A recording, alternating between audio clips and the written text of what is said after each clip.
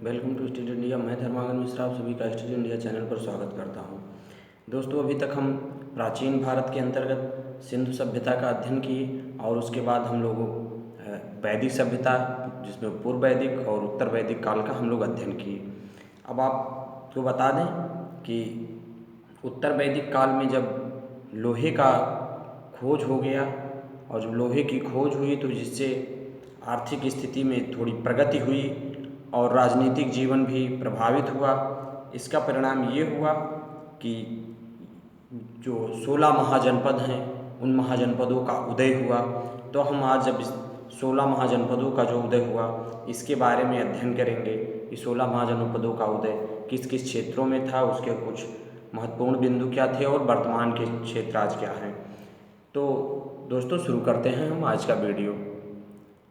सबसे पहले आपको बता दें कि बुद्ध के जन्म के पूर्व 6ठी शताब्दी ईसा पूर्व में भारत 16 महाजनपदों में बटा हुआ था। तो ये जो 16 महाजनपद थे, हम ये बात देखें कि 16 महाजनपदों की जानकारी कहाँ से मिलती है। तो सबसे पहले देखें जो अंगुत्तर निकाय है, ये बौद्ध ये जो अंगुत्तर निकाय है ये क्या है, बौद्ध ग्रंथ है। ये बौद्ध ग्रंथ से हमें 16 महाजनपदों की सूची मिलती है इस ग्रंथ में। दूसरा एक ग्रंथ है भगवती सूत्र, जो कि ये जैन ग्रंथ है। इसमें भी 16 महाजनपदों की सूची मिलती है, जहाँ से हमें ये 16 महाजनपदों के होने का पता चलता है कि 16 महाजनपद कौन कौन से थे और उनकी राजधानी क्या थी। अब आपको बता दें कि ये 16 महाजनपद जो थे उस समय में बौद्ध धर्म और जैन धर्म, ये दोनों धर्म का उदय हो रहा था और जो धार्मिक क्रांति चल रहा था उसमें बौद्ध धर्म और जैन ग्रंथ ये दोनों का उदय हो रहा था। प्राचीन धर्म जो हिंदू धर्म था, ये सनातन धर्म के नाम से जो जाना जाता था, ये अपनी अवस्था में जहाँ जैसा था उस तरह से था। और ये दो धर्म जो बौद्ध धर्म और जैन धर्म, ये बड़ी तेज़ी से आगे बढ़ रहे थे। अब आपको बता दें कि जब लोहे की खोज हुई तो लोहे की खोज होने के बाद थोड़ा सा आर्थिक स्थिति में सुधार हुआ और जब आर्थिक स्थिति में सुधार हुआ तो राजनीतिक जीवन भी प्रभावित हुआ। आर्थिक स्थिति में आपको बता दें, पहले क्या होता था, जैसे आप पढ़े हैं कि एक छोटा सा होता था कबीला। ये मान लीजिए एक कबीला है, कबीले का आकार थोड़ा और बढ़ा और ये जन में हो गया, ये जन हो गया। अब जन जो था, जन थोड़ा सा और आकार बढ़ा तो ये जन जो हमारा था ये जनपद हो गया।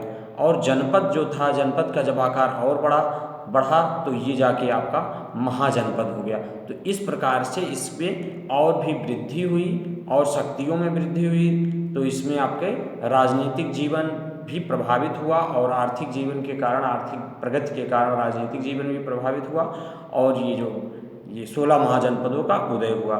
तो अब हम इन 16 महाजनपदों के संबंध की जानकारी जो है वो हमारा कहाँ से मिलता है, हमें अंगुत्तर निकाय बौद्ध ग्रंथ और भगवती सूत्र जैन ग्रंथ से ये मिलता है। इन दोनों 16 जनपदों की महाजनपदों की सूची मिलती है अब।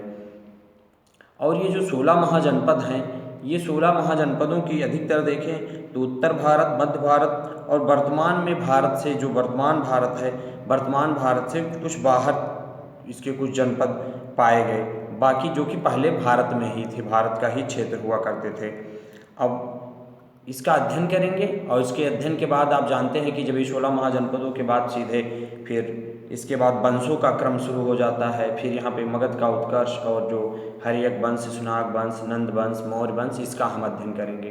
तो दोस्तों शुरू करते हैं, देखते हैं कि जो महाजनपद थे उनकी राजधानी क्या थी और आज का वर्तमान क्षेत्र क्या है और उसके कुछ जो मुख्य बिंदु हैं वो क्या हैं। तो सबसे पहले हम देखते हैं ये 16 महाजनपदों की सूची है। हम क्या करते हैं, इसको थोड़ा सा ये स्टेट वाइज इसको डिवाइड कर लेते हैं कि कौन से स्टेट में कौन सा है। जैसे देखिए आपका अधिकतर सबसे अधिक महाजनपद जो थे वो उत्तर प्रदेश से थे। 8 महाजनपद जो हैं उत्तर प्रदेश से और आपके 3 बिहार से, बाकी एक मध्य प्रदेश, एक राजस्थान और एक आंध्र प्रदेश और बाकी 2 आपके वर्तमान भारत से बाहर थे। अब हम देखते हैं सबसे पहले महाजनपद जो है वो काशी तो सिंपल से आप जानते हैं कि काशी जो है, काशी की राजधानी वाराणसी था और वाराणसी जो ये है वर्तमान वाराणसी क्षेत्र के आसपास का क्षेत्र ये था। तो दोस्तों आपको ये पहला वैसे मालूम हो गया कि काशी की राजधानी वाराणसी, वाराणसी जो है वो वाराणसी आज का जो वर्तमान क्षेत्र वाराणसी है उसके आसपास का क्षेत्र था। फिर बात करते हैं वत्स की बात जो करें तो वत्स जो है ये कौशाम्बी, वत्स की राजधानी कौशाम्बी था और इसका जो वर्तमान क्षेत्र प्रयागराज है, प्रयागराज के आसपास का क्षेत्र ये था वत्स। कोसल, कोसल की राजधानी श्रावस्ती, साकेत, ये फैजाबाद अयोध्या के आसपास का क्षेत्र था। आपको बता दें अधिकतर परीक्षाओं में जब कौशल की राजधानी पूछा जाता है तो उसमें उसका सही आंसर श्रावस्ती होता है, लेकिन ये आपको बता दें कि जो आपका कौशल था ये दो भागों में, उत्तर और दक्षिण, दो भागों में बटा हुआ था। तो जो दक्षिणी क्षेत्र था उसकी राजधानी श्रावस्ती थी और उत्तरी का साकेत। तो इस प्रकार से अधिकतर आपको श्रावस्ती ही ऑप्शन के तौर पे मिलता है। तो आप जानेंगे कि कौशल की राजधानी श्रावस्ती थी, जो कि फैजाबाद अयोध्या का क्षेत्र था, वर्तमान क्षेत्र। अब हम बात करते हैं मल। मल जो है कुशीनगर, ये मल की राजधानी कुशीनगर, जो देवरिया के आसपास का क्षेत्र है। तो ये हम चार हमारे जो थे ये आपके उत्तर प्रदेश के ये चार हो गए। आपको एक बार फिर से इसको हम रिवीजन कर लें इसका। काशी वाराणसी, वत्स कौशाम्बी, कौशल श्रावस्ती, मल कुशीनगर। अब देखते हैं पंचाल। पंचाल की राजधानी जो है अहिच्छत्र था। इसका जो क्षेत्र है बरेली, बदायूं और फर्रुखाबाद के आसपास का क्षेत्र आपका पंचाल के अंतर्गत आता था। उसके बाद चेदी की राजधानी सुक्तिमती, जो बुंदेलखंड, और कुरु जो है, कुरु की राजधानी इंद्रप्रस्थ, जो आधुनिक दिल्ली, मेरठ, हरियाणा के कुछ क्षेत्र इसके अंतर्गत आते हैं। अब हम देखें कि इसमें कुछ महत्वपूर्ण बिंदु की जो बात करें तो ये जो कुरु है, कुरु आप जानते हैं कि ये कौरों से संबंधित था, ये महाभारत से संबंधित है कुरु।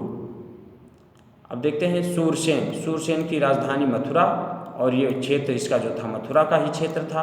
मगध, अब यहाँ पे आ गए, इतना उत्तर प्रदेश क्या था, 8 जो आप थे ये आप 8 जो महाजनपद थे, ये 8 महाजनपद ये सब उत्तर प्रदेश से संबंधित था। अब 8 इसके बाद हम देखते हैं ये 3 जो है ये बिहार से संबंधित है। बिहार का था मगध, इसकी राजधानी राजगृह या गिरिब्रज, जो पटना और गया का क्षेत्र था। अंग की राजधानी चंपा जो भागलपुर मुंगेर के आसपास का क्षेत्र। और वज्जी का जो वैशाली, विदेह, मिथिला, ये तीनों में से कोई भी हो सकता है। तीन राजधानियाँ इसकी थी, जो कि मुजफ्फरपुर और दरभंगा के आसपास का क्षेत्र था। अब हम देखते हैं जो मत्स्य हमारा है, मत्स्य ये आपका विराटनगर, ये विराटनगर जो है ये जयपुर मतलब राजस्थान के क्षेत्र थे, जो राजस्थान में पाया गया, जो एक महाजनपद है ये है मत्स्य। विराटनगर जिसकी राजधानी थी ये राजस्थान में था, जो कि जयपुर के आसपास का क्षेत्र था।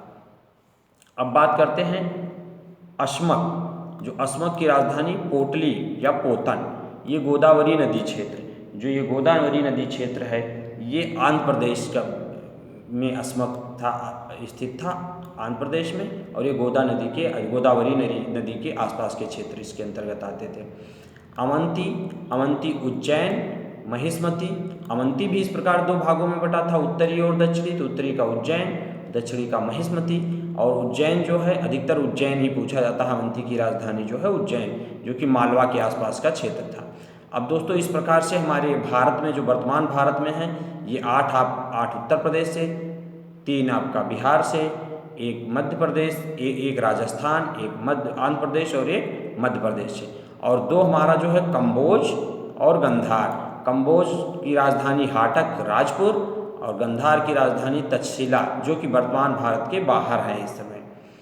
अब हम देखें कि जो कंबोज, अगर जो हम इंडिया के मैप पर देखें तो आप देखेंगे तो वर्तमान क्षेत्र आपका ये गंधार है, जो कि भारत में जम्मू कश्मीर के पास का क्षेत्र था। और उसके आगे थोड़ा जो क्षेत्र है ये आपका ये कंबोज है। तो ये पहले हमारे भारत के ही भाग हुआ करते थे, लेकिन अब ये भारत से बाहर हो गया। तो इस प्रकार दोस्तों हमें उम्मीद है कि ये 16 महाजनपदों की सूची आपको तैयार हो गई होगी, और हमें उम्मीद है कि एक बार आप इसको पढ़ेंगे तो आपको याद हो जाएगी। और ये महाजनपदों की सूची याद रखना बहुत ही ज़रूरी है, क्योंकि परीक्षाओं में इससे बहुत ही संबंधित प्रश्न पूछे जाते हैं और इससे प्रश्न जरूर आता है। इसमें कुछ बिंदु और भी हैं, जैसे आपको हम बता दें कि ये जो आपका 16 महाजनपद थे, इन महाजनपदों का उदय जब हुआ तो इसमें जो शासन था, शासन 2 प्रकार के हो रहा था। एक शासन था राजतंत्र और एक था गणतंत्र। राजतंत्र का मतलब होता है जहाँ पे शासन राजा द्वारा होता है, और गणतंत्र जो होता था जहाँ पर शासन एक संघ द्वारा मतलब एक लोकतांत्रिक प्रक्रिया के द्वारा शासन किया जाता था। तो इस प्रकार से आपको हम बता दें कि जो सबसे पहला आपका है वज्जी संघ जो है आपका, ये वज्ज सबसे पहला आपका गणतंत्र, ये आपका जो वज्जी संघ है ये आपका सबसे पहला गणतंत्र था। मतलब ये पहला यहाँ पे लोकतांत्रिक प्रक्रिया द्वारा यहाँ पे शासन किया जाता था। और दूसरा बात करें मल्ल, जो मल्ल कुशीनगर है, मल्ल कुशीनगर यहाँ पे ये आपका दूसरा गणतंत्र था, जो वो मल्ल कुशीनगर था जहाँ पे बुद्ध का महापरिनिर्वाण हुआ था। तो और जो आपका कुरु है वो महाभारत से संबंधित है। तो इस प्रकार से दोस्तों कुछ बिंदुओं को और भी आप याद रखेंगे, क्योंकि यहाँ से ऐसे प्रश्न पूछे जाते हैं। हमें उम्मीद है आपको ये वीडियो काफ़ी पसंद आया होगा, और आप लोग को वीडियो कैसा लगता है, जैसे अच्छा लगा या कोई इसमें कमियाँ हैं उसको कमेंट सेक्शन में हमें ज़रूर बताएं। धन्यवाद।